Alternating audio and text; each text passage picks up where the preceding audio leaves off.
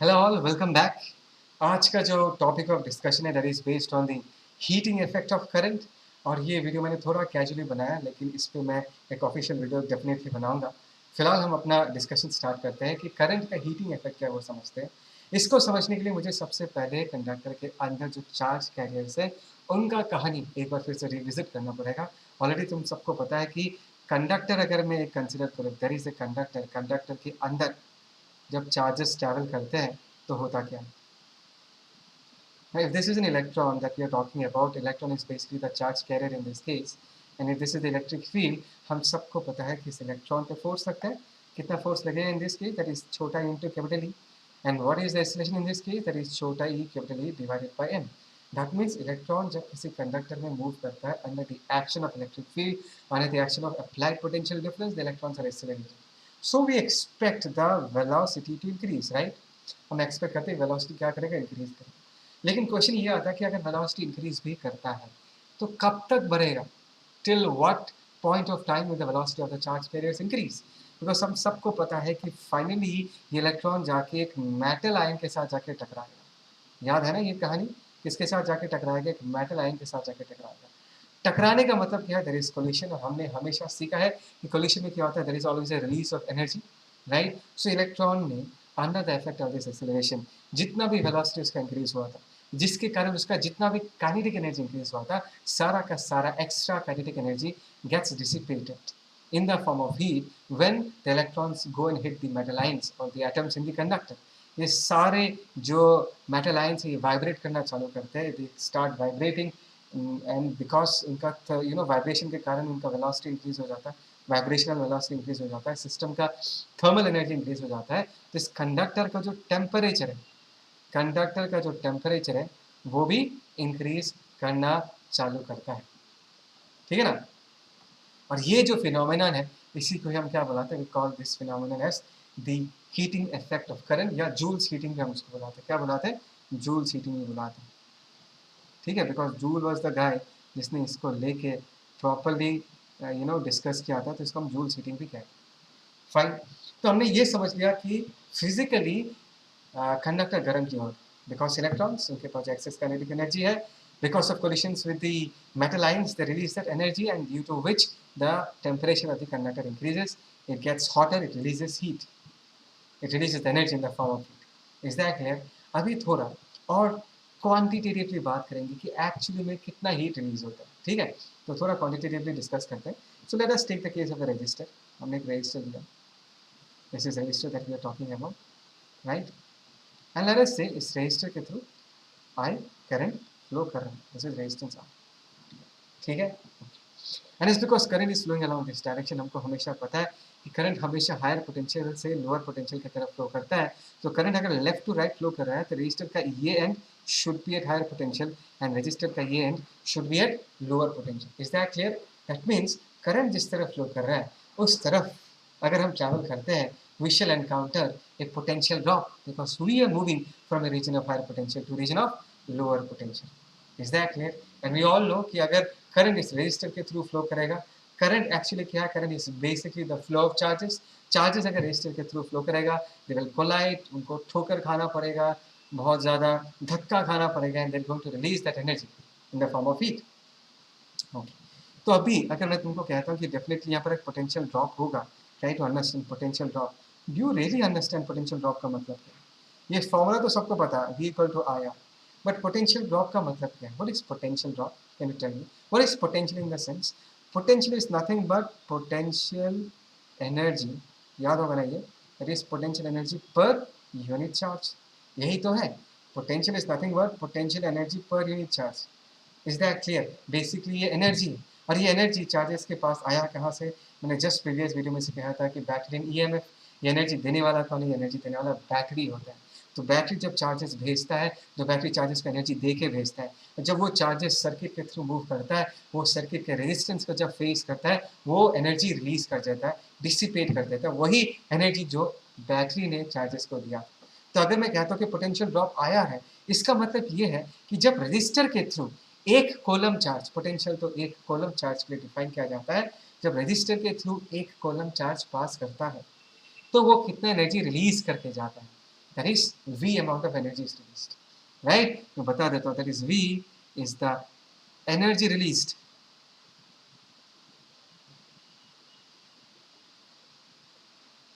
पर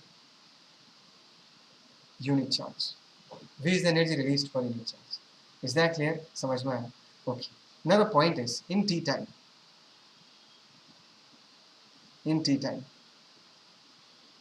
इस रेजिस्टर के थ्रू कितना चार्ज क्रॉस कर चुका होगा, इस रेजिस्टर के थ्रू कितना चार्ज क्रॉस कर चुका होगा। We know that what Q equal to I into T. लिख सकते हैं Q equal to I into T. So I can say that Q is the amount of charge which has flown through the resistor in this time T. Is that clear? पक्का समझ में आया? Okay. अगर T time में Q charge अगर flow कर जाता है, मुझे पता है, ध्यान से सुनना, मुझे निकालना हीट डिसिपेशन कितना है। मुझे ये निकालना हीट डिसिपेशन कितना है। मुझे पता है कि एक कूलम चार्ज अगर इस रेजिस्टर के थ्रू फ्लो करता है तो V amount of energy is basically released in the form of heat. अगर एक कूलम चार्ज इस रेजिस्टर के थ्रू फ्लो करता है तो V joules of energy is basically released. Is that clear for one coulomb of charge. और T time में कितना चार्ज फ्लो कर जाएगा, Q चार्ज अगर फ्लो कर जाएगा तो कितना एनर्जी रिलीज करेगा, that is Q into V. समझ आ रहा है मैं क्या कह रहा हूँ? सो Q इंटू अगर V होगा, इसको हम ऐसे लिखते हैं QV, इसको Q को हम लोग क्या लिख सकते हैं, that is I into T लिख सकते हैं, V को हम क्या लिख सकते हैं, V, कम ऑन, IR लिख सकते हैं। तो ये फाइनली क्या आ जाएगा, this is I square RT। ध्यान से देखो, तो ये जो एक्सप्रेशन निकला H equal to I square into RT, this is the formula for heat dissipation. हम इसी के बारे में डिस्कस करें। हमने ये निकाल लिया कि टी टाइम में अगर I करंट R रेजिस्टर के थ्रू फ्लो करता है तो कितना हीट डिसिपेट होगा, that is I square into RT। Is that clear? समझ में आया ये पूरा कहानी? पक्का? ये जो एक्सप्रेशन निकाला H equal to I square into RT, इसी को ही हम जूल्स लॉ ऑफ हीटिंग कहते हैं। इसको हम क्या कहते हैं, joules law of heating. Is that clear? पक्का? ये लॉ ये कहता है कि हीट कितना डिसिपेट होगा वो करंट पे डिपेंड करता है, और रेजिस्टर पे डिपेंड करता है, रेजिस्टेंस पे डिपेंड करता है, और कितने टाइम के लिए करंट फ्लो करता है उस पर भी डिपेंड करता है। Is that clear? पक्का? ओके। अभी नेक्स्ट ये बात, इसको पॉज करो और ये कॉपी करके रखो। Okay fine. अभी नेक्स्ट तुमको एक बात समझना है कि जो हीटिंग इफेक्ट ऑफ करंट है ना, the heating effect of current, मैं लिख के देता हूँ, the heating effect of current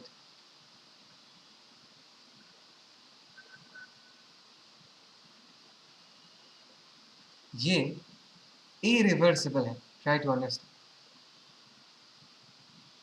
irreversible का मतलब क्या है? इरिवर्सिबल का मतलब ये है कि अगर हमारे पास एक रजिस्टर है, ट्राई टू अंडरस्टैंड, चाहे current, let us say this is terminal A, let us say terminal B, चाहे current A to B travel करे या चाहे current B to A travel करे, राइट? चाहे current A to B travel करे या चाहे current B to A travel करे, दोनों सिनेरियो में हमेशा हीट रिलीज ही होगा, that the conductor will get hotter. समझ में आया? कंडक्टर जो है उसका जो टेम्परेचर है वो हमेशा क्या करेगा, टेम्परेचर हमेशा इंक्रीज ही करेगा। इस पर डिपेंड नहीं करेगा कि रजिस्टर के थ्रू करंट जो फ्लो कर रहा है वो किस डायरेक्शन में फ्लो कर रहा है, राइट टू लेफ्ट या लेफ्ट टू राइट फ्लो कर रहा है। It is independent of the direction of flow of the current. ऐसा नहीं है कि राइट टू लेफ्ट फ्लो करेगा तो गर्म हो जाएगा और लेफ्ट टू राइट फ्लो करेगा तो ठंडा हो जाएगा, ऐसा नहीं है। It is independent of the direction of current, and that is the reason, चाहे वो AC करंट हो या DC करंट हो, बिकॉज तुमको पता है कि AC करंट में क्या होता है, ऑल्टरनेटिंग करंट में मैग्नीट्यूड के साथ साथ डायरेक्शन भी बदल जाता है। लेकिन हीट डिसिपेशन के केस में हम ये फॉर्मूला दोनों केसेस में यूज़ कर सकते हैं। हाँ, अगर AC करंट हो तो मैं डायरेक्टली I स्क्वायर RT नहीं कर पाऊंगा, बिकॉज AC करंट है, जो I होगा that will B a function of time, but expression तो यही होगा। अगर मुझे AC के लिए हीट डिसिपेशन निकालना, क्या निकालना, heat dissipation, as because current का मैग्नीट्यूड बदलता है तो मैं छोटे टाइम के लिए करंट निकालूंगा I स्क्वायर, छोटे टाइम के लिए हीट डिसिपेशन निकालूंगा, that is I square R into dt, और इंटीग्रेट करके हम टोटल हीट निकाल सकते हैं। लेकिन basic formula will remain the same, because जो हीटिंग इफेक्ट है वो डायरेक्शन ऑफ करंट पे डिपेंडेंट नहीं है।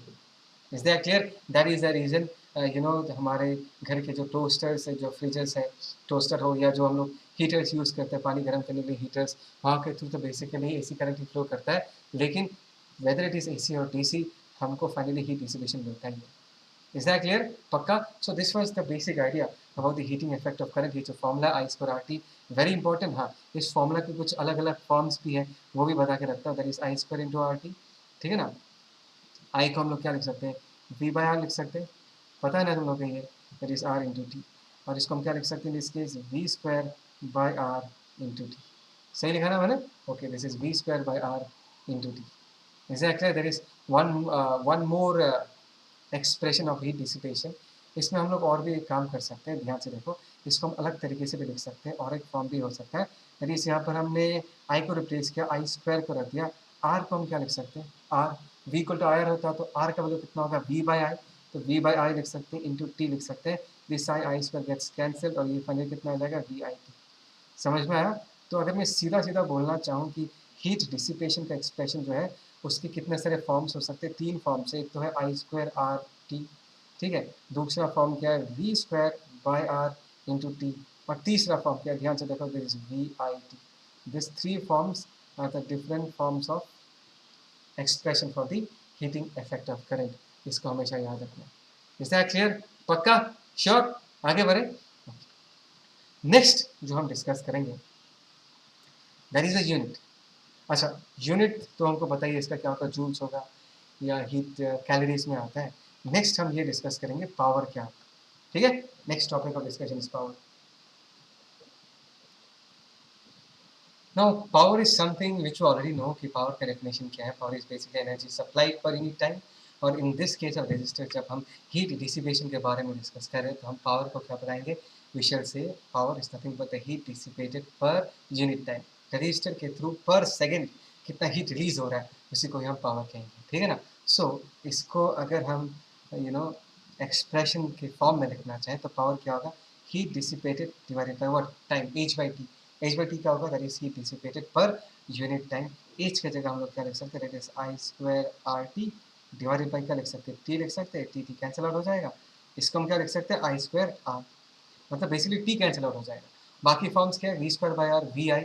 सो दोनों बाकी फॉर्म्स में से T by divided by T करूँगा, तो T कैंसिल आउट हो जाएगा। तो पावर का expression V²/R that is equal to VI भी हम लिख सकते हैं। अब डिपेंड करेगा कि तुम कौन से सिचुएशन के साथ डील कर रहे हो, कौन सा फॉर्मूला तुम यूज़ कर सकते हो, वो डिपेंड करेगा तुम कैसे क्वेश्चन को अटेम्प्ट कर रहे हो, ठीक है। और इसका ऐसा यूनिट क्या होगा, can you tell me what is the SI unit of power in this case. Very simple, हम सबको बहुत पहले से पता है। SI unit in this case is for joules per second. Joules is the unit of energy, that is joules per second. और इसको हम प्यार से क्या बुलाते हैं, इसको हम प्यार से वाट बुलाते हैं। 1 watt is equal to what, 1 joules per second. 1 joules per second is equal to what, 1 watt. Is that clear? ये हो गया पावर। एकदम सिंपल सा है, लोड नहीं लेने का, बहुत आसानी है सारे टॉपिक्स, ठीक है। उसके बाद हम नेक्स्ट देखेंगे कि इलेक्ट्रिकल एनर्जी, कंफ्यूज नहीं होने का, मैंने कहा इलेक्ट्रिकल एनर्जी, पावर नहीं होने, पावर नहीं है, ठीक है ना। इलेक्ट्रिकल एनर्जी का यूनिट्स क्या क्या होता है, व्हाट इज इलेक्ट्रिकल एनर्जी। ये जो हीट डिसिपेट हुआ, उसको भी मैं इलेक्ट्रिकल एनर्जी कह ही सकता हूँ। तो इलेक्ट्रिकल एनर्जी के यूनिट्स क्या, ध्यान से देखो, कभी कैलोरी हो सकता है, राइट, जूल्स हो सकता है, और एक होता है that is kilowatt hour. ये बता के रखा हूँ बिकॉज कभी कभी ये सारे क्वेश्चंस में ये सारे टर्म्स आ जाते हैं। मैं नहीं चाहूँगा कि तुम लोग कंफ्यूज हो जाओ इन चीज़ों को लेकर। Calories is a unit of energy, वो हमने ऑलरेडी थर्मोडायनेमिक्स में पढ़ा था। 1 calorie is equal to what, we all know 1 calorie का वैल्यू कितना है, come on. 1 calorie in this case is equal to what, 4.2 joules. हम एक्सप्रेस कर सकते हैं।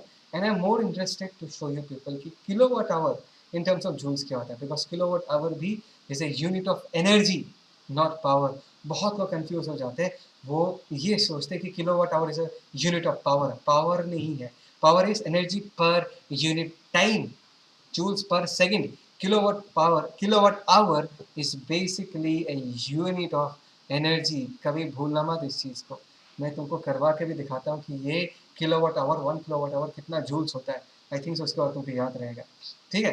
अभी अगर मैं 1 किलोवाट आवर का देखो, दैट इज 1 किलोवाट आवर, ठीक है। 1 किलोवाट मतलब 1000 वाट, ठीक है ना। एंड 1 आवर मतलब 60 मिनट्स इंटू 60 सेकेंड्स, मतलब ये हो जाएगा, ठीक है ना। ओके, सो यहाँ पर क्या हो जाएगा, दिस इज 10⁻³ वाट को हम क्या लिख सकते हैं, वाट को हम जूल्स पर सेकेंड लिख सकते हैं ना। ये जो वाट है इसको हम जूल्स पर सेकेंड लिख सकते हैं। और 6 6 36 कितना आ जाएगा, 36 डबल ज़ीरो आ जाएगा। यहाँ पर एक सेकेंड से देखो, सेकेंड कैंसिल आउट हो गया और फाइनली तुम्हारे सामने क्या बचा, सिर्फ जूल्स बचा। इन दिस केस कितना आ जाएगा, this is 3 4 5 6, that is 3.6 into 10⁻6 joules लिख सकता हूँ। That is the value of 1 kilowatt hour. इसको लेके कभी कंफ्यूज नहीं होने का। This is the unit of energy, 1 kilowatt hour. In fact तुम अपने घर में जो इलेक्ट्रिसिटी का बिल पे करते हो, हम लोग बोलते हैं ना इतना यूनिट आया है, इतना यूनिट आया है, वो यूनिट एक्चुअली किलोवाट आवर है। जो पर यूनिट है उसका मतलब कितना है, किलोवाट आवर। मतलब पर यूनिट का जो प्राइस है वो एक्चुअली 3.6 इंटू 10⁻6 जूल्स का प्राइस पे कर रहे हो तुमने इतना एनर्जी यूज किया पर यूनिट। बात समझ आ रहा है मैं क्या कह रहा हूँ? Is that clear? पक्का? Okay, so this is all about electrical energy. Next we can talk about एक मिनट, हाँ, यूनिट्स ऑफ पावर। ये भी बता के रखता हूँ कि पावर का यूनिट्स क्या क्या होता है। If I talk about units of power, एक तो बता ही चुका हूँ तुमको ऐसा यूनिट क्या है, वाट। ठीक है, एक तो किलोवाट भी है, किलोवाट इज 1000 वाट। दूसरा 1 हॉर्स पावर भी होता है, हॉर्स पावर। ये भी टर्म कभी कभी प्रॉब्लम्स में यूज किया जाता है, HP के फॉर्म में लिखते हैं। And 1 horse power is equal to what? क्या तुमको पता है 1 हॉर्स पावर का वैल्यू कितना है? 1 horse power is equal to 746 watt. इसको याद रखना, कभी कभी कन्वर्ट करने में चाहिए होता है। That is 1 horse power is equal to what? 746 watt. Is that clear? पक्का समझ में आया? इसको अच्छे से कॉपी करो, फिर हम आगे बढ़ते। ठीक है, और एक इम्पॉर्टेंट चीज़ बताना चाहूँगा। अगर हमारे पास ऐसा एक सिचुएशन है कि हमको रजिस्टर्स के थ्रू कितना पावर डिसिपेट हो रहा है, उसको कंपेयर करना है, तो हम कैसे करें? मैं इसलिए कह रहा हूँ बिकॉज हमारे पास जो पावर का फॉर्मूला वो क्या है, इट इज़ I²R। दूसरा क्या है, V²/R। दूसरा क्या है, VI। बहुत सारे फार्मूलाज हैं, लेकिन हर फार्मूला हर सिचुएशन में यूज़ करना एडवाइजेबल नहीं है। मैं समझाता हूँ। लेट्स से कि हमारे पास अभी एक सर्किट है जिसमें दो रजिस्टर सीरीज में, समझ में आ जाएगा, बहुत आसान है। ये एक रजिस्टर है, ये दूसरी रजिस्टर है, एंड दोनों सीरीज में। Try to understand. ठीक है, this is V voltage and let us say इसका रजिस्टर है, रेजिस्टेंस का वैल्यू R1, इसका रेजिस्टेंस का वैल्यू है R2, एंड लेट अस से ये दिया हुआ है कि R1 का वैल्यू मोर देन R2 है। अब एक बात समझो कि इस बैटरी से जो करंट निकलेगा, as because both the resistors are in series, दोनों के थ्रू करंट जो फ्लो करेगा that will be same, right? तो यहाँ से तो करंट फ्लो कर रहा है I, इसके थ्रू भी वही I फ्लो कर रहा है, इसके थ्रू भी वही I फ्लो कर रहा है, करेक्ट? अभी अगर मैं पूछूं कि पहला रजिस्टर का अगर पावर P1 है एंड दूसरे रजिस्टर का पावर अगर P2 है, तो P1 P2 के कंपैरिजन में किसका पावर ज़्यादा है, किसका पावर कम है, वो हम कैसे बताएं? ठीक है, अभी अगर हमको पावर का कंपैरिजन करना है तो हमारे पास तीन फॉर्मूलाज हैं।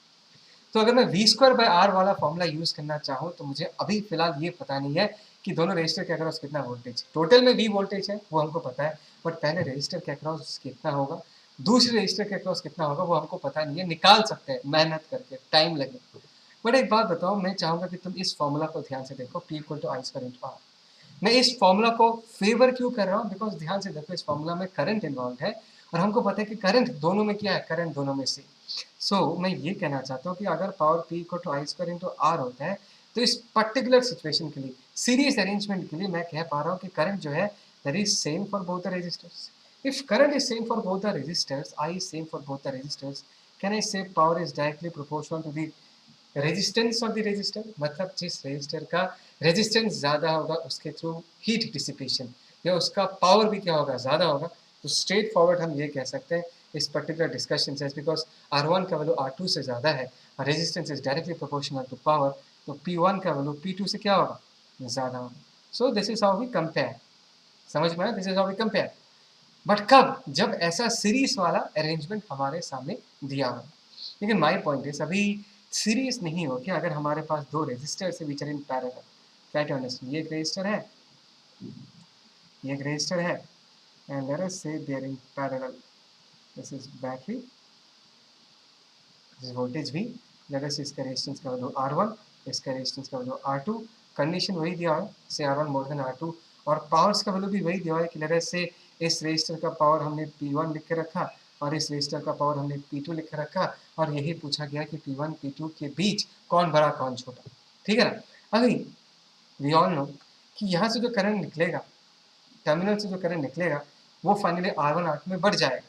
लेट अस से इसके थ्रू कितना जा रहा होगा, late us say this is I1 और इसके थ्रू कितना जा रहा होगा, late us say that is I2। अभी करंट I1 I2 कितना है वो हमको पता नहीं है, निकाल सकते हैं, टाइम लगेगा, टाइम ही एग्जाम में सबसे इंपॉर्टेंट फैक्टर है। तो मैं ये formula I square into R इस बार तो यूज नहीं करूंगा, मैं वो फॉर्मूला ढूंढूंगा जिसमें कोई एक फैक्टर कॉमन है, कोई एक फैक्टर कांस्टेंट है। और इस पर्टिकुलर अरेंजमेंट में हम सबको पता है कि इस रेजिस्टर के अक्रॉस भी पोटेंशियल डिफरेंस क्या होगा, V ही होगा, और इस रेजिस्टर के अक्रॉस भी पोटेंशियल डिफरेंस क्या होगा, V ही होगा। So V is the factor which is common for both the resistors. तो अभी अगर मैं फॉर्मूला चूज करूंगा तो ये चूज करूंगा V square by R. I hope so तुमको अभी इसका रीजन पता चल चुका है, क्योंकि अगर मैं P equal to V square by R लिखता हूँ, मुझे पता कि V is same for both the resistors, right. V जो है वो दोनों रेजिस्टर्स के लिए सेम है। तो मैं बिना कोई डाउट का कह सकता हूँ कि इस पर्टिकुलर सिनेरियो में power is what, inversely proportional to resistance. Resistance ज़्यादा तो पावर भी क्या होगा, कम होगा। बात समझ में आया। सो अगर if R1 more than R2 दिया ना, R1 more than R2, so as because resistance and power are inversely connected in this particular arrangement of parallel connection, हम बोलेंगे भाई P1 का जो पावर है वो P2 से क्या होगा, कम होगा। बात समझ आ रहा है मैं क्या कह रहा हूँ। तो ये जो आइडिया है ये बहुत इंपॉर्टेंट आइडिया है। तुमको कौन सा पावर का फॉर्मूला यूज करना है वो जुडिशियसली चूज करना है। हमेशा ये सोचना कि फॉर्मूला में ये सिचुएशन में कौन सा फैक्टर कांस्टेंट है, जो फैक्टर कांस्टेंट है वैसा फैक्टर वाला ही फॉर्मूला यूज करना, तब जाकर तुम्हारा लाइफ सिंपल होगा। इज दैट क्लियर, पक्का समझ में आया, ओके फाइन। अब ये आगे जाके क्वेश्चन दिखा रहा तुम लोग, इस क्वेश्चन को देखते हैं, ठीक है। Let's see this question. ऐसा है कि there are two wires of same mass, दोनों का मास सेम है, दो वायर्स हैं, तो चलो ठीक है हम लिख लेते हैं। लेट अस से दोनों का मास सेम है, सो m1 बराबर m2, ठीक है ना। Having ratio of lengths 1:2, that means L1 by L2, इसका रेशियो कितना दिया हुआ, दैट इज 1/2 दिया हुआ है। हैविंग डेंसिटी 1:3, मतलब डेंसिटी का रेशियो ρ1 बाई ρ2, इसको हम क्या लिख सकते हैं, 1/3 लिख सकते हैं। And resistivity 2:1। अच्छा, एक काम करता हूँ मैं, रेजिस्टिविटी का सिंबल का पंगा हो सकता है, डेंसिटी का सिंबल चेंज कर देता हूँ। Can anyone tell me density का सिंबल, एक काम करता है म्यू से काम चलाता हूँ। जैसे दैट इज μ1 बाई μ2 का वैल्यू 1:3 है। एंड रेजिस्टिविटी जो है दैट इज ρ1 बाई ρ2, ये रेशियो कितना दिया हुआ, this ratio is given as 2:1, ठीक है ना। The rate of heat dissipation in the wire is found to be 10 watt, मतलब ये पहले वायर में, that means rate of heat dissipation कितना दिया हुआ है, 10 वाट। और ये पूछा है कि दूसरे वायर में कितना हीट डिसिपेशन होगा वो निकालना है, ठीक है ना। अच्छा, अभी हमको P1 दिया हुआ है, P2 निकालना है। तो P1 बाई P2 अगर निकालना चाहे, क्या निकालना चाहे बोलो, P1 बाई P2 निकालना चाहे, तो ये बताओ हम कौन सा फॉर्मूला यूज करेंगे, I square into R, V square by R, या वी आई, ये बताओ। इसके लिए हमको क्वेश्चन पढ़ना पड़ेगा। They are both connected one by one to the same voltage supply दिया हुआ है। वोल्टेज सप्लाई दोनों के लिए क्या है, सेम। तो मैं definitely V square by R वाला फॉर्मूला यूज करूंगा। This is V square by R one, और यहाँ पर क्या होगा, V square by R two, and you know the reason, V square will cancel out, R two by R one लिख सकते हैं, ठीक है ना। R two by R one लिख सकते हैं। एंड आर टू की जगह हम लोग क्या लिख सकते हैं, रेजिस्टिविटी रो टू, लेंथ हम क्या लिख सकते हैं, L two divided by area हम ए टू लिख सकते हैं। आर वन की जगह हम लोग क्या लिख सकते हैं, that is rho one L one, ऊपर हम एरिया क्या लिख सकते हैं, ए वन लिख सकते हैं, ठीक है। अभी पढ़ना क्या है, देखो रो वन बाई रो टू उसका रेशियो हमको पता है, L one by L two उसका वैल्यू हमको पता है, ए वन बाई ए टू नहीं पता। इसके लिए ये डाटा दिया है कि दोनों का मास क्या है, दोनों का मास सेम है। सो अगर मैं कहता हूँ कि ओके फाइन, दोनों का मास अगर सेम है, सो मास को हम क्या लिख सकते हैं, density into volume. Okay, density कितना दिया हुआ है, लेट अस से μ1। देखो ये ना वॉल्यूम डेंसिटी है, कंफ्यूज मत होना, ये मैंने वॉल्यूम डेंसिटी माना है, क्या माना है, वॉल्यूम डेंसिटी। और अगर हमारे पास एक वायर है, ट्राई टू अंडरस्टैंड, अगर हमारे पास ऐसा एक वायर है, इसका लेंथ L है, इसका एरिया A है, तो इसका वॉल्यूम कितना होगा, A इंटू एल होगा ना। सो डेंसिटी इंटू वॉल्यूम पहले वाले का कितना होगा, that is A1 into L1, and M2 की जगह दैट इज μ2, और इसका वॉल्यूम कितना होगा, A2 into L2। Is that clear. यहाँ से हम A1 बाई A2 निकाल सकते हैं, that is A1 by A2। यहाँ से देखिए A1 बाई A2 कितना आएगा, ऊपर ऊपर यहाँ बच जाएगा, that is μ2 into L2 divided by what, μ1 into L1। Is that clear. इस वैल्यू को अगर यहाँ पुट कर दे हमको क्या मिलेगा ये देखते हैं. If I put it here in this case that is rho 2 L2 divided by rho 1 L1 को लेके कोई प्रॉब्लम नहीं है. A1/A2 की जगह हम लोग क्या लिख सकते हैं μ2 L2 डिवाइडेड बाई μ1 L1 लिख सकते हैं. ठीक है, और सारा रेशियो दिया हुआ है, तुमको बस वैल्यू पुट कर आंसर निकालना है. P1 का वैल्यू पता है तुमको, P2 का वैल्यू निकालना है. आई होप से तुमको समझ में आया. पक्का, क्लियर, श्योर, ओके. अभी जो हम डिस्कस करेंगे वो बल्ब्स को लेके बहुत इंटरेस्टिंग सा डिस्कशन है, और इस पर बहुत बार मेंस में एडवांस में क्वेश्चन भी पूछा गया है, लेकिन कंसेप्ट बहुत ही सिंपल है. इसके लिए थोड़ा सा तुमको तुम्हारा ऑब्जर्वेशन भी चाहिए कि अगर तुमने कभी बल्ब खरीदा है ना, अगर हम दुकान में जाते हैं बल्ब खरीदते तो बोलते 60 वाट का बल्ब चाहिए, 100 वाट का बल्ब चाहिए. अगर तुम ध्यान से देखोगे ना तो बल्ब के पैकेट में दो चीज़ें लिखा रहता है. एक तो पावर लिखा रहता है, उस बल्ब का पावर कितना है, ट्राई टू अंडरस्टैंड. बल्ब का पावर लिखा रहेगा, और दूसरा वोल्टेज लिखा रहेगा. अगर तुमने कभी इंडिया में बल्ब खरीदा है, फॉर एग्जांपल 60 वाट का अगर बल्ब खरीदा है, उसके साथ साथ 220 वोल्ट भी लिखा रहेगा. इसका मतलब क्या, ये 220 वोल्ट लिखने का मतलब क्या है. देखो 60 वाट समझ में आता है कि अगर मैं उस बल्ब को जलाऊं तो मुझे पर सेकंड कितना एनर्जी मिलेगा उस बल्ब से, 60 joules per second. Is that clear. लेकिन ऐसा सोचना गलत है, तुमने कंप्लीट नहीं सोचा. कंप्लीट सोच यही होगा कि देखो अगर मेरे पास 60 वाट का बल्ब है, अगर मैं उसको 220 वोल्ट सप्लाई के अक्रॉस लगाता हूँ, अगर मैंने बल्ब के अक्रॉस 220 वोल्ट का पोटेंशियल डिफरेंस अप्लाई किया, तभी जाके वो bulb per second 60 joules of energy release करेगा. That is the reason, that is the reason ये दोनों इंफॉर्मेशन दिया रहता है कि 60 वाट 220 वोल्ट, 220 वोल्ट के अक्रॉस लगाओगे तभी जाके तुम्हारा बल्ब 60 वाट ऑफ पावर देगा. इज दैट क्लियर, बात समझ में आया. अच्छा, लेकिन ये जो डाटा है, पहले से ये हमारा पी नॉट है और ये हमारा वी नॉट है. ठीक है, ये डाटा हमारे लिए बहुत इंपॉर्टेंट है, because the moment we buy the bulb we are actually buying the resistance of the bulb. ये बात समझ में आ रहा है. बल्ब के अंदर अगर मैं एक बल्ब बनाऊँ, राइट ऑनेस्टली अगर एक बल्ब बनाऊँ, बल्ब तो सबने देखा होगा, तो बल्ब के अंदर मैंने अपने प्रीवियस वीडियोस में बोला था फिलामेंट होता है. ये फिलामेंट, ये एक्चुअली एक रेजिस्टेंस ही है ना. ये जो है ये एक्चुअली एक रेजिस्टेंस ही है. तो जब हम बल्ब खरीदते हैं तो हमने उसका रेजिस्टेंस भी खरीदा, तो बल्ब खरीदते वक्त ही हमको पता चल जाएगा कि बल्ब का रेजिस्टेंस कितना है. वो हम कैसे निकाल सकते हैं, हम इस पर्टिकुलर गिवन डाटा से निकाल सकते हैं. ये जो इन्फॉर्मेशन, ये जो डाटा हमको दिया हुआ है, इसी डाटा से हम निकाल सकते हैं कि बल्ब का रेजिस्टेंस कितना होगा. It is very simple. अगर हमको पी नॉट पता है, वी नॉट पता है, रेजिस्टेंस निकालना है, तो हम कौन सा पावर का फॉर्मूला यूज़ करेंगे. करेक्ट, हम यूज़ करेंगे formula P naught is equal to what V naught square by R. ये फॉर्मूला यूज़ करेंगे. पी नॉट 60 वाट दिया हुआ है, वी नॉट 220 वोल्ट दिया हुआ है, तो रेजिस्टेंस का वैल्यू हम लोग क्या लिख सकते हैं, रेजिस्टेंस का वैल्यू लिख सकते हैं P naught divided by V naught square. बोलो ये समझ आई नहीं है, पक्का. तो इससे हमने क्या किया, ट्राई टू अंडरस्टैंड. इससे हमने जिस वक्त हमने अपना बल्ब खरीदा, उसी वक्त हमने ये निकाल लिया कि हमारा बल्ब का रेजिस्टेंस कितना.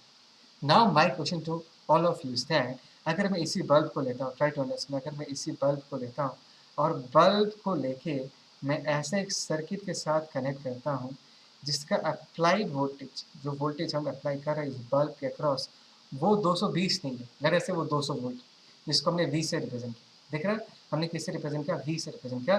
लेट अस से वी का वैल्यू कितना है, 200 वोल्ट.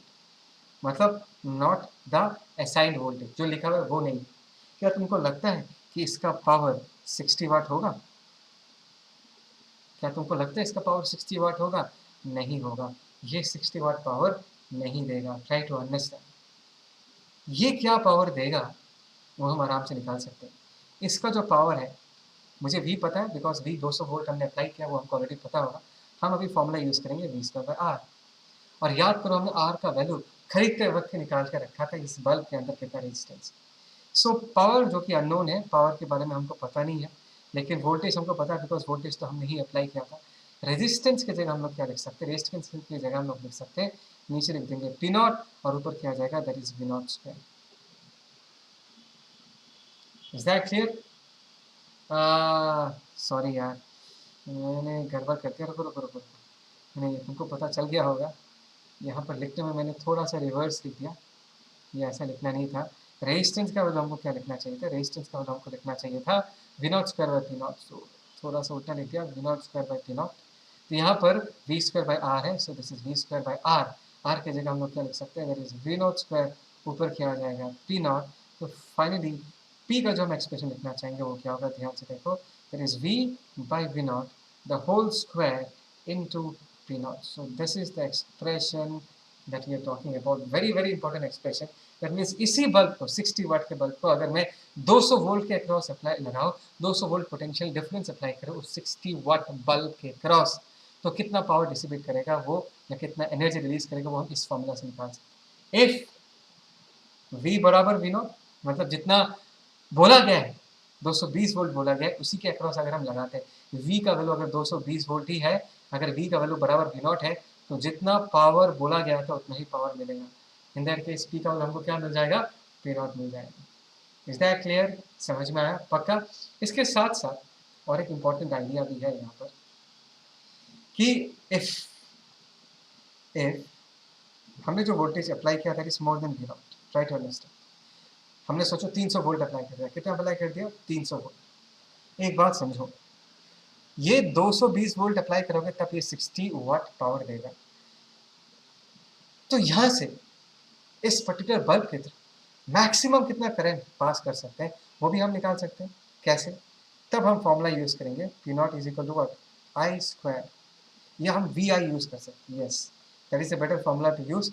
पी नॉट की जगह V naught into I naught use कर सकते हैं, ये फॉर्मूला, ये भी पावर का फॉर्मूला है।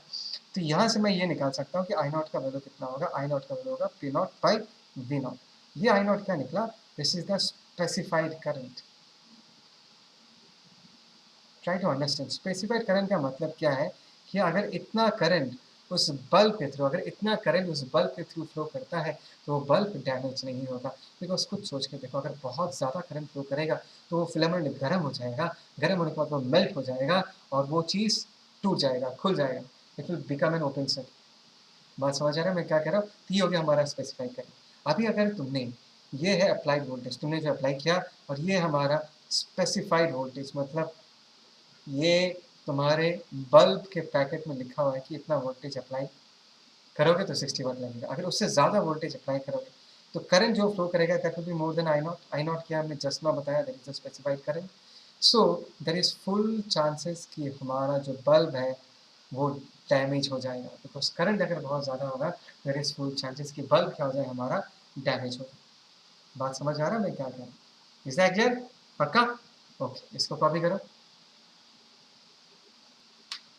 ये एक बहुत ही सिंपल सा क्वेश्चन दिया है बेस्ड ऑन द कंसेप्ट जो हमने जस्ट नाउ सीखा है। लेट्स सी क्वेश्चन क्या है। A 100 volt watt bulb is design to operate on a potential difference of 230 volt.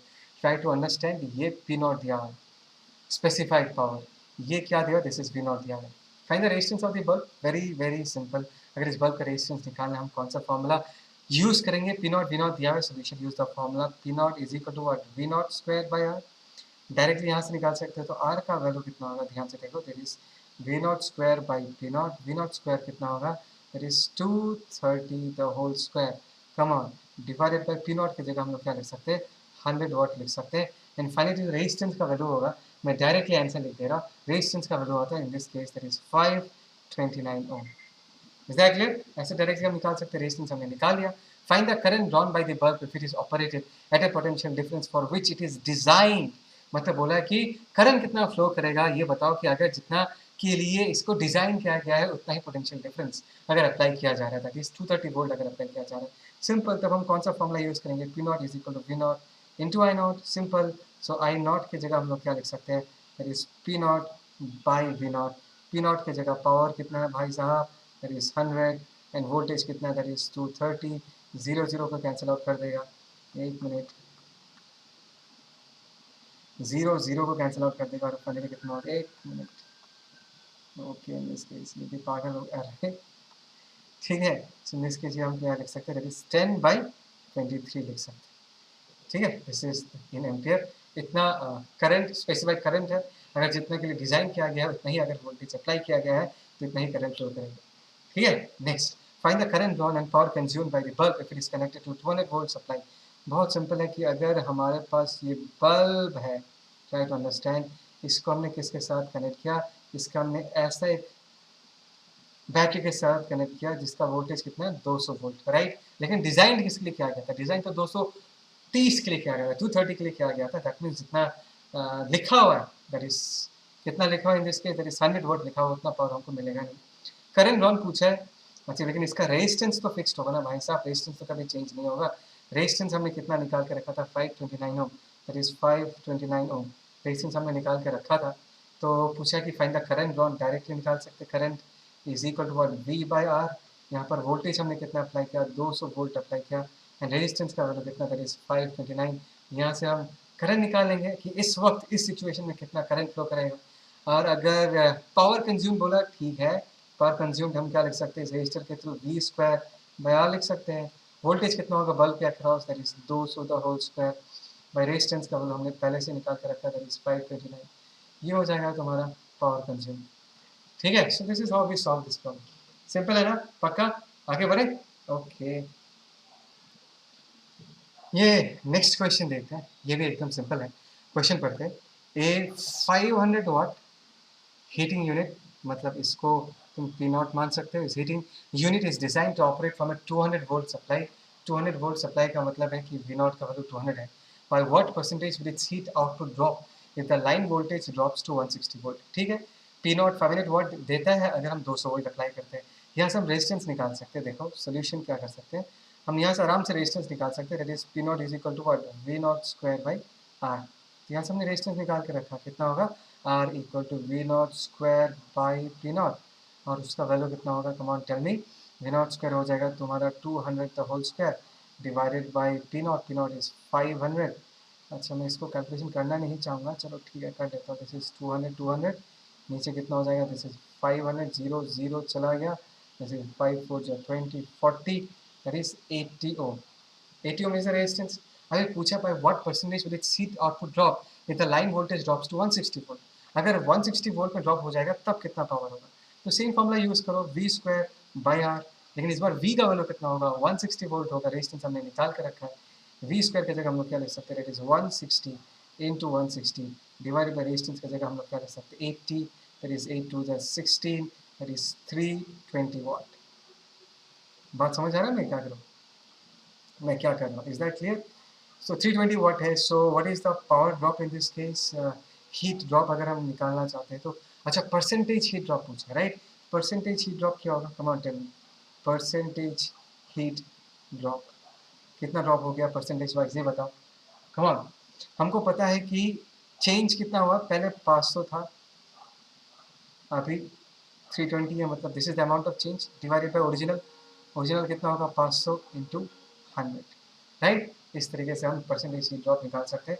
Find the heat produced in 10 minutes. यहाँ से अगर हीट प्रोड्यूस्ड इन 10 मिनट्स बोले तो हम क्या करेंगे, फॉर इस P is the energy release पर unit time, P amount of energy release होता है, तो टी टाइम में कितना रिलीज होगा, पी इंटू टी। डायरेक्ट हम हीट ऐसे निकाल सकते हैं, because power he H by T होता है, तो एच का वैल्यू क्या होगा, पी इंटू टी। देखो फॉर्मूला में कभी मत जाना कि फॉर्मूला क्या है, फॉर्मूला क्या है, फॉर्मूला के तरीके से अगर सोचोगे ना तो फिजिक्स में कभी मजा नहीं आएगा। तुमको सबसे पहले फील लेना है चीज़ों को, एक्चुअली हो क्या रहा है, हीट क्या होता है या पावर क्या होता है। पावर होता है 1 सेकंड में कितना एनर्जी रिलीज हुआ है। हीट पूछा तो क्या करोगे, टी से मल्टीप्लाई कर दोगे सीधा। इसको एज ए फॉर्मूला याद रखने की जरूरत नहीं है तुम। Are you getting the point what I'm trying to say? So power in this case दिया है, that is 320 watt. Watt is nothing but joules per second लिख दो, and time कितना देगा 10 minutes। 10 minutes तो लिखो, लेकिन 1 minute is equal to 60 seconds ऐसा लिख देना, सेकंड कैंसिल आउट हो जाएगा, और यहाँ से तुमको ये पता चल जाएगा कि टोटल 10 मिनट्स में कितना टाइम है, टोटल 10 मिनट्स में कितना हीट कंज्यूम हुआ। Is that clear, very simple. I hope you are understanding this things. ठीक है, इसको पॉज करो और लिख के रखो।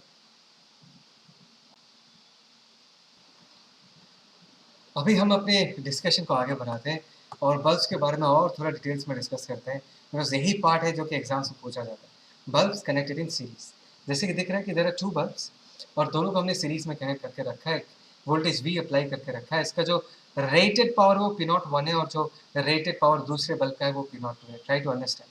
अभी अगर मैंने बल्ब खरीदा, ट्राई टू अंडरस्टैंड, मैंने अगर बल्ब खरीदा तो उसमें एक बात ये लिखा रहता है कि उसका पावर कितना है, जिसको हमने पी नॉट 1 लिखा, ठीक है ना, और दूसरा ये लिखा रहता है उसका रेटेड वोल्टेज कितना है, जो मैंने तुमको कहा था कि इंडिया में कितना लिखा रहता है, 220 वोल्ट लिखा रहता है।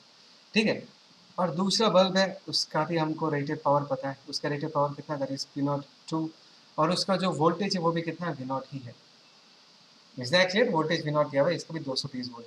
तो तुम लोगों को एक बात समझना है कि जिस मोमेंट मैंने बल्ब खरीदा उस मोमेंट मैंने रेजिस्टेंस भी खरीदा, तो रेजिस्टेंस तो फिक्स्ड है, बल्ब के अंदर कितना फिलामेंट का रेजिस्टेंस वो तो फिक्स्ड है। और जो हमको स्पेसिफाइड डाटा दिया हुआ रहता है, जो पैकेट में जो डाटा लिखा रहता है कि पावर कितना, वोल्टेज कितना, वही से हम निकाल सकते हैं रेजिस्टेंस का वैल्यू कितना होगा।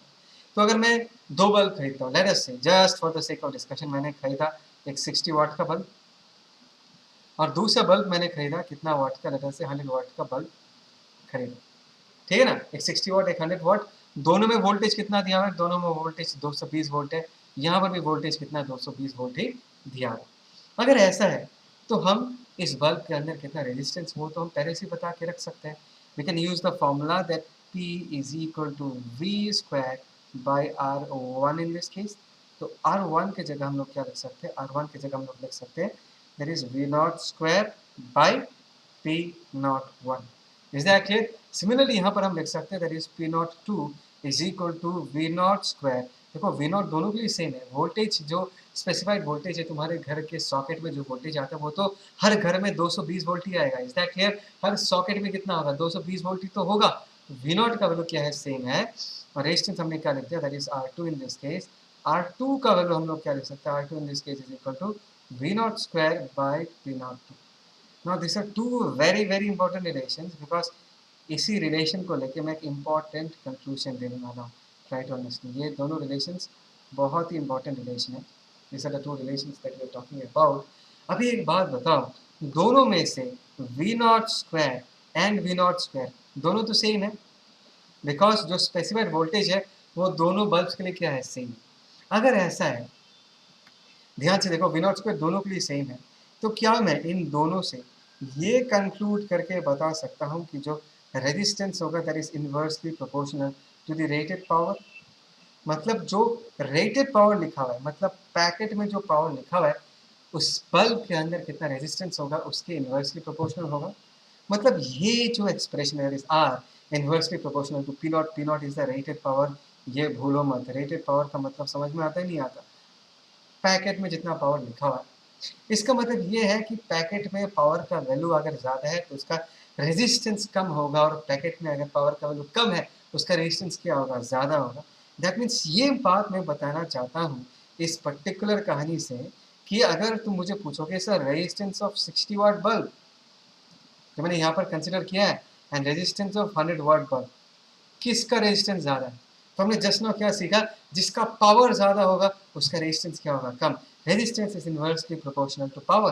तो 60 वाट पावर का 60 वाट बल्ब का पावर कम है तो उसका रेजिस्टेंस क्या होगा, ज़्यादा। ये चीज़ हमेशा याद रखना, दिमाग में एकदम सेट कर लेना कि अगर पावर तुमको ज़्यादा दिख रहा है कि बल्ब का पावर ज़्यादा है तो रेजिस्टेंस क्या होगा, कम होगा। ये भूलो मत, तुम ये मत सोचो sir power I square R होता है, तुम आई स्क्वायर आर के टर्म्स में क्यों सोचोगे।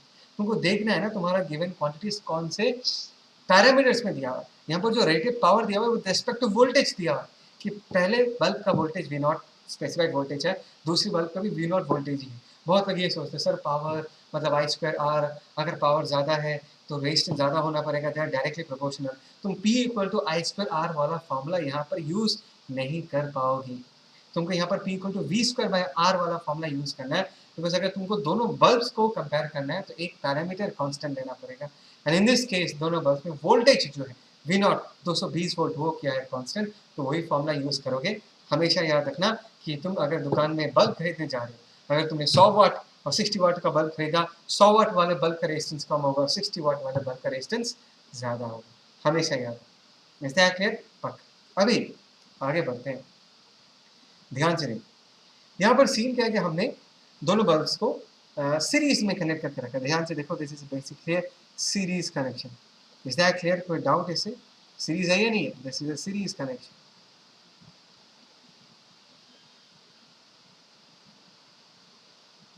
सीरीज कनेक्शन का मतलब है कि यहाँ से जितना करंट निकलेगा इस बल्ब के थ्रू भी उतना ही करंट पास करेगा, इस बल्ब के थ्रू भी उतना ही करंट पास करेगा, और बैटरी के बाद में रिटर्न उतना ही करंट पास करेगा। अभी अगर तुम मुझे पूछोगे क्या ये बल्ब पी नॉट 1 पावर ही देगा, मतलब 60 वाट का बल्ब 60 वाट ही पावर देगा एंड 100 वाट का बल्ब 100 वाट ही पावर देगा?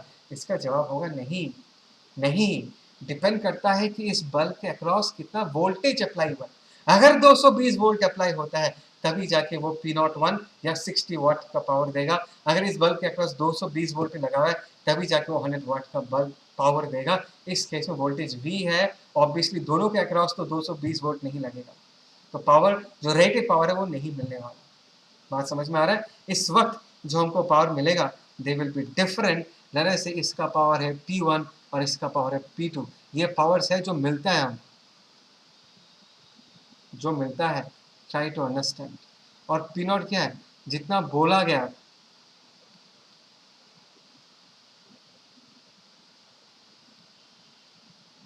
जितना बोला गया था। किसने बोला? मैन्युफैक्चरर ने बोला। लेकिन मैन्युफैक्चरर ने ये भी तो बोला कि नहीं भाई साहब, आपको इस बल्ब को 220 वोल्ट के अक्रॉस लगाना है। हमने 220 वोल्ट के अक्रॉस तो लगाया नहीं, तो हमको मिलेगा कैसे? तो हमको एक्चुअली कितना मिल रहा है? P1 एंड P2 पावर मिल रहा है। एग्जैक्ट है। अभी मुझे दोनों पावर्स को कंपेयर करना है कि P1 ज़्यादा है या P2 ज़्यादा है। ये मैंने तुमको पहले भी बताया, जस्ट इसी वीडियो में आगे बताया था कि पावर्स को अगर कंपेयर करना है, एज बिकॉज यहाँ पर पावर का वैल्यू कितना होगा? That is I square into R1। इस वाले का रेजिस्टेंस को मैं R1 मान लेता हूँ, इस वाले के रेजिस्टेंस को R2 मान लेता हूँ, और P2 का वैल्यू कितना होगा? That is I square into R2। अभी तुम कह सकते हो कि सर आपने ये फॉर्मूला क्यों यूज़ किया, आई स्क्वायर आर वाला फॉर्मूला क्यों यूज़ किया? अब तक तो तुमको पता हो जाना चाहिए कि हमने आई स्क्वायर आर वाला फॉर्मूला क्यों यूज़ किया। क्यों यूज़ किया? बिकॉज अभी दोनों बल्ब्स के थ्रू करंट जो फ्लो कर रहा है वो क्या फ्लो कर रहा है? सी। इसलिए हमने आई फैक्टर को हमको पता चल चुका था कि कांस्टेंट है दोनों बल्ब्स में, so we are using this formula. It is obvious, यहाँ से हमको दिख ही रहा है कि power is what? Power is directly proportional to resistance. जिसका रेजिस्टेंस ज़्यादा होगा उसका पावर भी क्या होगा? ज़्यादा होगा। जैसे कि हमने यहाँ पर देखा। ओके, मैंने तुमको ये बताया नहीं ना। चलो, ये 100 वाट है, ये 60 वाट है, मतलब यहाँ पर हम देख सकते हैं कि P naught 1 is less than P naught 2। ठीक है ना? इस डाटा से लिख सकते हैं, बिकॉज इसको हमने 100 वाट माना, इसको हमने 60 वाट माना। दैट मीन्स पहले बल्ब का पावर कम है, दूसरे बल्ब का पावर ज़्यादा है। अच्छा, let us get back to this. हम P1 और P2 के बारे में बात कर रहे थे, आई स्क्वायर R1 आई स्क्वायर R2। तो हमने ये देखा कि P1 और P2 के बीच रिलेशन निकालना है कि P1 और P2 के बीच रिलेशन क्या होगा। और P1 और P2 के बीच अगर रिलेशन निकालना है तो सबसे पहले मुझे R1 और R2 के बीच का रिलेशन है वो बताना है। Is that clear? तो ध्यान से देखो, यहाँ पर पावर जो है दैट इज दिया हुआ है कि P naught 1 less than P naught 2। That is this rated power. Bulb के पैकेट में लिखा हुआ है 60 वाट 100 वाट। और हमने ये देखा है, मैंने क्या बताया, 60 वाट बल्ब है तो उसका रेजिस्टेंस क्या होगा? कम है पावर तो रेजिस्टेंस ज़्यादा होगा, और 100 वाट बल्ब का रेजिस्टेंस क्या होगा? कम होगा। एज बिकॉज इसका पावर कम है, इसके बल्ब के अंदर को रेजिस्टेंस जो है वो ज़्यादा होगा, और एज बिकॉज इसका पावर ज़्यादा है इसका रेजिस्टेंस क्या होगा? कम होगा। तो हमने R2 लेस देन R1 बोल दिया। समझ में आया? Is that clear? R2 less than R1। अगर R2 R1 से छोटा है, और यहाँ पर हमको दिख रहा है कि हमने सीरीज कनेक्शन में दोनों बल्ब्स को कनेक्ट किया है, सीरीज कनेक्शन में अगर दोनों बल्ब्स को कनेक्ट किया है, आर करंट सेम है, power is directly proportional to resistance. R2 का वैल्यू अगर R1 से छोटा है और R1 बड़ा है, R2 छोटा है, तो power P1 will be more then P2। बात समझ में आ रहा है मैं क्या बोल रहा हूँ? तो यहाँ से हमको ये कंक्लूजन मिला कि P1 का वैल्यू क्या होगा? P2 से ज़्यादा होगा। Is that clear? P1 का वैल्यू P2 से क्या होगा? ज़्यादा होगा। एक बार ये सोच के देखो, एक बार ये सोच के देखो, ये कितना था? ये तो 60 वाट था, P naught 1, right? P naught 1 ये था हमारा 60 वाट, और P नॉट 2 क्या था? 100 वाट। दैट मीन्स P नॉट 2 कितना है? दिस इज 100 वाट। मैं सिर्फ वैल्यूज ले रहा हूँ ताकि तुमको समझ में आए। तो तुम ये कहना चाहते हो कि 60 वाट वाला बल्ब 100 वाट से ज़्यादा पावर दे रहा है, यही तो है P1 मोर देन P2 का मतलब, कि 60 वाट से हमको जो पावर मिलेगा और 100 वाट से जो हमको पावर मिलेगा, दोनों का अगर मैं कंपेयर करूं, 60 वाट वाला ज़्यादा पावर दे रहा होगा, 100 वाट वाला कम पावर दे रहा है। मतलब सीरीज कनेक्शन में तुम्हारे साथ धोखा हो रहा है। ऐसे ऐसे याद रखने का टेक्निक है ये। ऐसे याद रखोगे, सीरीज कनेक्शन में धोखा होता है, बिकॉज सीरीज कनेक्शन में तुमने 60 वाट और 100 वाट लगाया, तो एक कॉमन आदमी बोलेगा कि सर 60 वाट मतलब कम पावर तो कम जलना चाहिए, 100 वाट ज़्यादा ग्लो करेगा, लेकिन ठीक उल्टा होता है। 60 वाट वाला बल्ब ज़्यादा ग्लो करेगा एंड 100 वाट वाला बल्ब कम ग्लो करेगा। कब? जब हम सीरीज कनेक्शन के बारे में बात करें। हमेशा याद रखना, सिर्फ इतना याद रखना कि सीरीज कनेक्शन में धोखा होता है। सीरीज कनेक्शन में धोखा होता है, बल्ब में जितना लिखा रहता है 60 वाट 100 बल्ब, जिस बल्ब में पावर का रेटिंग ज़्यादा है वो कम ग्लो करता है, और जिस बल्ब में पावर का रेटिंग कम है वो ज़्यादा ग्लो करता है। कब? सीरीज कनेक्शन में। तो इस बात को हमेशा याद रखना, ठीक है? पक्का? अच्छा, ये तो समझ में आ गया। कंप्लीट, ये वाला सेक्शन कंप्लीट। और एक नया चीज़ मैं बताना चाहूँगा, इसको मिटा के रखता हूँ, इस डायग्राम को हम फिर से बाद में यूज़ करेंगे। और मैं ये बता के रखना चाहता हूँ कि अगर तुम्हारे पास सीरीज़ में दो बैटरीज था, मैं चलो फिर से डायग्राम बना देता हूँ। अगर से सीरीज़ में दो बैटरीज था, एक मिनट, अच्छा, यहाँ पर दो बल्ब सीरीज़ में है, P01 P02, इसका रेटेड पावर है। आई होप सो तुमको समझ में आ रहा है। और हमको मिलता कितना है? एक्चुअली हमको मिलता P1, ठीक है ना? क्लियर है ना ये चीज़? तो अभी तो मुझे अगर इफेक्टिव पावर पूछो कि सर इसका इफेक्टिव पावर क्या? इफेक्टिव पावर मतलब दोनों बल्ब मिला के पर यूनिट टाइम कितना एनर्जी रिलीज होता है। तो सिंपल सा टेक्निक है, ओके फाइन, इफेक्टिव पावर पूछा है, पहले वाले बल्ब के थ्रू P1 एनर्जी निकल रहा पर सेकंड, दूसरे वाले बल्ब के थ्रू P2 एनर्जी निकल रहा पर सेकंड, तो इफेक्टिवली पर सेकंड कितना निकल रहा होगा? P1 प्लस P2, ठीक है? ऐसे लिख सकते हैं, ओके। या दूसरा तरीका क्या है? दूसरा तरीका ये है कि बेसिकली बल्ब, मैं बस सोचने का तरीका बता रहा हूँ, बेसिकली बल्ब को तो मैंने तो कहा था रजिस्टर जैसे इमेजिन करो, कहा था ना रजिस्टर जैसे इमेजिन करो। इसका रेजिस्टेंस कितना R1, इसका रजिस्टर है R2, रेजिस्टेंस का मतलब R2।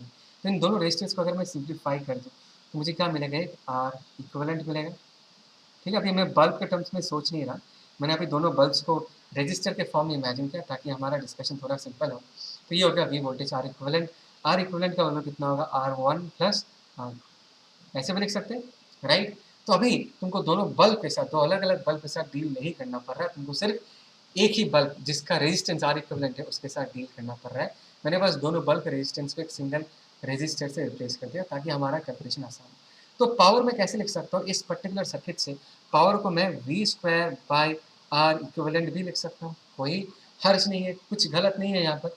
अच्छा, V² की ऐसा क्यों किया? Just to make our life simple. R equivalent की जगह हम लोग क्या लिख सकते हैं? That is R1 plus R। Is that clear? ये लिख सकते हैं। अभी नेक्स्ट ध्यान से सुनो, V² तो V² ही रहेगा। R1 और R2 को हम क्या लिख सकते हैं? R1 R2 ये है बल्ब का रेजिस्टेंस, और मैंने कहा था कि जब बल्ब खरीदा ना उसी वक्त तुमने रेजिस्टेंस खरीद लिया, तो ये तो रेटेड पावर है, यहाँ से हम निकाल सकते हैं कि रेटेड पावर कितना है? P01। रेटेड वोल्टेज कितना? 220 वोल्ट, V0² बाय R1 है, याद है ना? फिर से लिख रहा हूँ, दैट इज P02 कितना होगा? V0² bye R।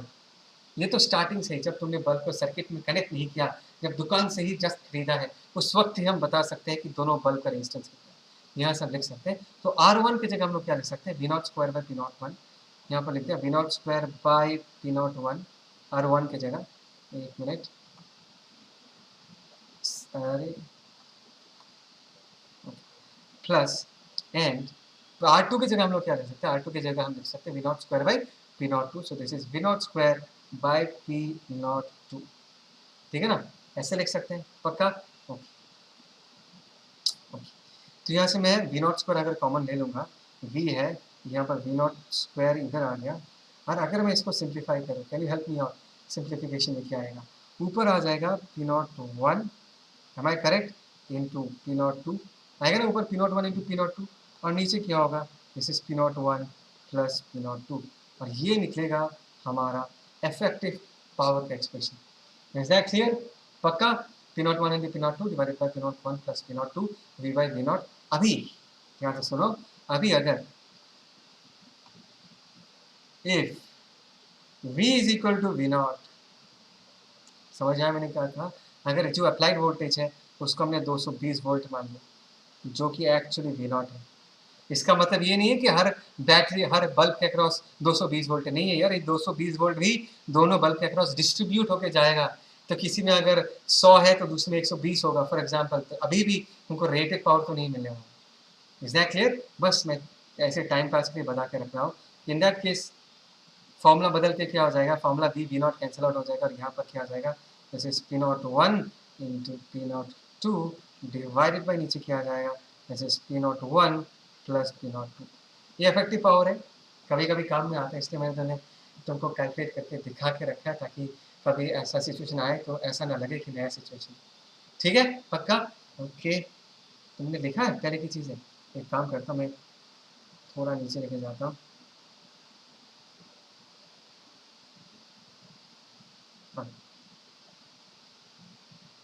हाँ, दिखाई दे रहा नहीं दे रहा, थोड़ा बड़ा कर देता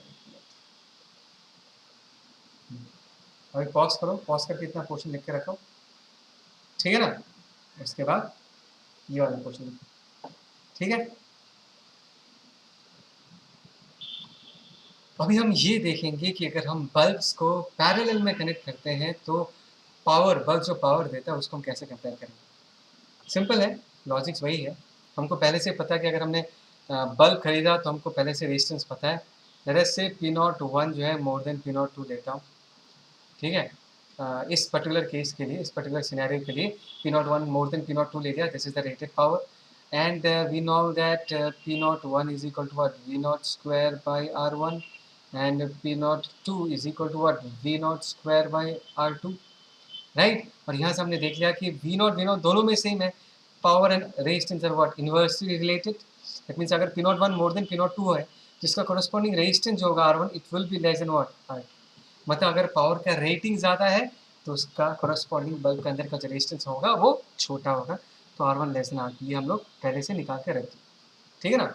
ओके, अभी अगर हमने उन दोनों को पैरेलल में कनेक्ट किया, हमको ये देखना है, ये बताना है कि पावर जो हमको मिलेगा उनके बीच का कनेक्शन क्या है, कौन बड़ा कौन छोटा। देखो ये जो V हमने अप्लाई किया, अगर ये 220 वोल्ट है, अगर ये V0 है तो इसके अक्रॉस भी V0 होगा, इसके अक्रॉस भी V0 होगा, बिकॉज दोनों पैरेलल में है, तब हमको रेटेड पावर ही मिलेगा। Is that clear. बट हमने अभी V अप्लाई किया, लेट्स से अभी जो पावर मिल रहा है in this case this is P1, इस केस में हमको मिल क्या रहा है, अभी P2 मिल रहा है, ठीक है ना। अच्छा, और हमको पता है कि इस बल्ब के अक्रॉस भी पोटेंशियल डिफरेंस क्या होगा, V ही होगा। और इस बल्ब के अक्रॉस, ये जो बल्ब है, मैं P2 को नीचे लिखता हूँ, ठीक है, P2 को यहाँ लिखता हूँ, और ये जो बल्ब है इसके अक्रॉस भी पोटेंशियल डिफरेंस क्या है, V ही है, राइट। तो दोनों बल्ब्स के अक्रॉस अगर पोटेंशियल डिफरेंस V है, हम कौन सा फॉर्मूला यूज करेंगे, P equal to V square by R। Is that clear. तो इन दिस केस अभी अगर मैं फॉर्मूला यूज करता हूँ, I shall use the formula, चलो मैं यहाँ से लिखता हूँ, P that is equal to what, V square by R। Now it's because both the bulbs are connected in parallel, V दोनों के लिए क्या है, सेम। अगर V दोनों के लिए सेम है तो मैं कह सकता हूँ power is what, inversely proportional to resistance. Is that clear, पक्का। अच्छा, इस बल्ब का रेजिस्टेंस कितना है, R1, और इस बल्ब का रेजिस्टेंस कितना, R2। और हमने पहले से ही ये निकाल कर रखा है कि R1 लेस देन क्या है, R2 है। समझ में आया, R1 लेस देन R2, और जिसका रेजिस्टेंस कम उसका पावर भी क्या होगा, ज़्यादा होगा, बिकॉज यहाँ पर P and R are what, inversely proportional. Try to understand, ये मैं पैरेलल कनेक्शन को लेकर बात कर रहा हूँ, और यहाँ पर हम फॉर्मूला यूज करेंगे V स्क्वायर बाय R। दोनों बल्ब, ऊपर वाला बल्ब एंड नीचे वाला बल्ब, दोनों के अक्रॉस वोल्टेज जो V है वो सेम है, इसके कारण उसका जो कोरस्पॉन्डिंग पावर जो दे रहा है, that power is what, inversely proportional to resistance. Is that clear. तो अगर R1 लेस देन R2 है, पावर इनवर्सली प्रोपोर्शनल है, तो हम लिख सकते हैं कि P1 more than P2। Is that clear. हम लिख सकते हैं P1 मोर देन P2। और ध्यान से देखो, हमने यहाँ पर क्या लिख के रखा था, हमने लिख के रखा था कि P01 मोर देन P02, ये याद है ना। तब इसमें ये कहना चाहता हूँ कि अगर तुम्हारे पास बल्ब्स का पैरेलल कनेक्शन है तो धोखा नहीं होगा तुम्हारे साथ, क्योंकि लेट्स से P01 में 100 वाट मानता हूँ, बिकॉज P01 को ज़्यादा माना है। लेट्स से P01 को मैं 100 वाट मानता हूँ, स्टे विथ मी, यहाँ पर P01 को ज़्यादा माना है, दिस इज 100 वाट माना है मैंने इसको, just for the sake of discussion. और ये जो P02 है, लेट्स से इसको हमने 60 वाट माना। तो हमको पैरेलल कनेक्शन में क्या दिख रहा है, पैरेलल कनेक्शन में दिख रहा है P1 more than P2। P1 मतलब इस वाले बल्ब का, ये ज़्यादा ग्लो करेगा, P1 मोर देन P2, और ये कम ग्लो करेगा। दैट मीन्स 100 वाट वाला बल्ब ज़्यादा ग्लो करेगा एंड 60 वाट वाला बल्ब कम ग्लो करेगा। तो पैरेलल में धोखा नहीं होता, सीरीज में धोखा हो जाता है। समझ आया। तो मुझे ये पूछ सकते हो, क्या सर पहला वाला बल्ब 100 वाट ही पावर देगा, क्या ये सेकंड वाला बल्ब 60 वाट ही पावर देगा? आंसर नहीं भाई, तुमको देखना पड़ेगा कि तुमने कितना वोल्टेज अप्लाई किया। अगर ये 220 वोल्ट से कम है, बिकॉज मुझे पता है कि 100 वाट तभी देगा जब इस बल्ब के अक्रॉस 220 वोल्ट का पोटेंशियल डिफरेंस है, 60 वाट तभी देगा जब इस बल्ब के अक्रॉस 220 वोल्ट का पोटेंशियल डिफरेंस है। अगर तुमने कुछ दूसरा वोल्टेज लगाया तब दोनों बल्ब के अक्रॉस वोल्टेज भी अलग अलग हो जाएगा। इन दैट सिनेरियो जितना रेटेड पावर है वो नहीं मिलने वाला, कुछ अलग मिलने वाला है। लेकिन जो भी मिलेगा जिसमें नाम, जिसमें पावर ज़्यादा है, वो ज़्यादा ग्लो करेगा, जिसमें पावर कम है वो कम ग्लो करेगा। Is that clear? पक्का समझ में आया? पैरेलल में कोई लोचा नहीं है, सीरीज में हमेशा धोखा हो जाता है, ध्यान रखना, ठीक है। अभी अगर इक्विवेलेंट पावर पूछा जाए, ये सिंपल है, डायरेक्ट में P1 प्लस P2 लिख सकता हूँ, वो तो सिंपल है, पहले वाले का P1 है, दूसरे वाले का P2 है। P1 को हम क्या लिख सकते हैं, that is V square by R1, and P2 को हम क्या लिख सकते हैं, V स्क्वायर बाई R। चलेगा? ओके, सो V स्क्वायर R1 की जगह हम लोग क्या लिख सकते हैं, कमॉन, R1 की जगह V not square by P naught 1, दिख रहा है ना यहाँ से, तो R1 की जगह V नॉट स्क्वायर और ऊपर कितना आ जाएगा, this is P naught 1 plus ये होगा V स्क्वायर बाई R2 की जगह हम लोग क्या लिख सकते हैं, R2 की जगह हम लोग लिख सकते हैं, that is V not square ऊपर क्या आ जाएगा, P नॉट 2, ठीक है। तो इसको अगर हम सिंप्लीफाई करते हैं, हमको क्या मिलेगा, ध्यान से देखो, हम P इक्विवेलेंट निकालना चाहते हैं, तो यहाँ से अगर मैं V square by V naught square को कॉमन ले लूँ, V by V naught the whole square को कॉमन ले लूँ, तो अंदर क्या बचेगा, ध्यान से देखो, this is P naught 1 plus P naught 2।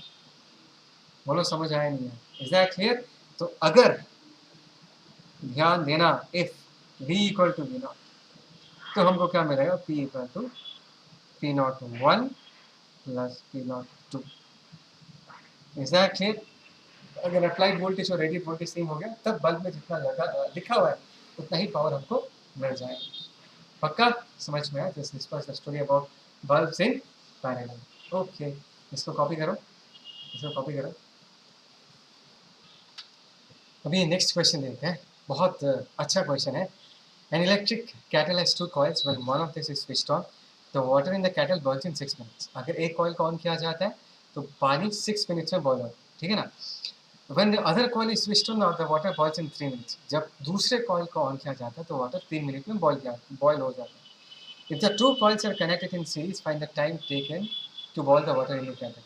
अगर दोनों को सीरीज में कनेक्ट किया जाता है तो एज ए होल कितना टाइम लगेगा वो पूछा गया। सबसे पहले ये समझो कि जब हमने फर्स्ट कॉइल को कनेक्ट किया, when we talked about the first coil, first coil के अक्रॉस पोटेंशियल डिफरेंस, सॉकेट तो एक ही है ना, उसके अक्रॉस वही वोल्ट लगा होगा।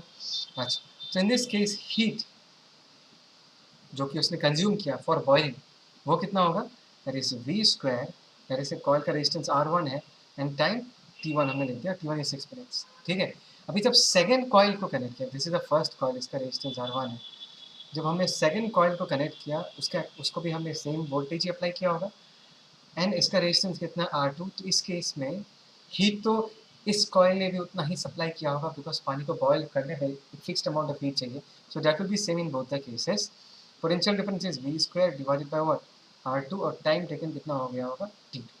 अभी क्वेश्चन में ये बोला है कि अगर हमने दोनों को सीरीज में कनेक्ट कर दिया, राइट, अंडरस्टैंड, दोनों को अगर सीरीज में कनेक्ट करके मैं स्विच ऑन कर दूं, तो दोनों को मिला के, इसका रेजिस्टेंस कितना R1, इसका रेजिस्टेंस कितना R2, दोनों को मिला के हमने दोनों के अक्रॉस इक्विवेलेंट के रेजिस्टेंस के अक्रॉस हमने कितना वोल्टेज अप्लाई किया, V वोल्टेज अप्लाई किया। मतलब मैं ये कह सकता हूँ कि इसको अगर मैं सिंप्लीफाई करके ऐसा लिखना चाहूँ तो be much more easier, V voltage ही है और इसके जगह हमने R इक्विवेलेंट लिख दिया, और इसके जगह हम लोग क्या लिख सकते हैं, R1 plus R2, because both of them are in what, series. तो अगर हमने दोनों कॉइल्स को एक साथ लगाया तो पानी गर्म करने में कितना टाइम लगेगा वो पूछा है। इस केस में भी हीट कंज्यूम क्या होगा, सेम होगा, and that will be equal to V square by R equivalent, and let us say T time लगता है, इस केस कितना टाइम लगता है, T टाइम लगता है। ओके, V स्क्वायर T तो है, R इक्विवेलेंट की जगह हम लोग क्या लिख सकते हैं, that is R1 plus R, ऐसे लिख सकते हैं। Okay, so heat H is equal to V square, पहले से था, this is T, R1 plus R2 की जगह हम लोग क्या लिख सकते हैं, देखो यहाँ से R1 और यहाँ से हम R2 का वैल्यू निकाल सकते हैं, R1 की जगह हम लोग क्या लिख सकते हैं, ध्यान से देखो, that is V square T1 divided by H, और इस केस में हम लोग क्या लिख सकते हैं, इन दिस केस देखो R2 की जगह that is V square T2 divided by H।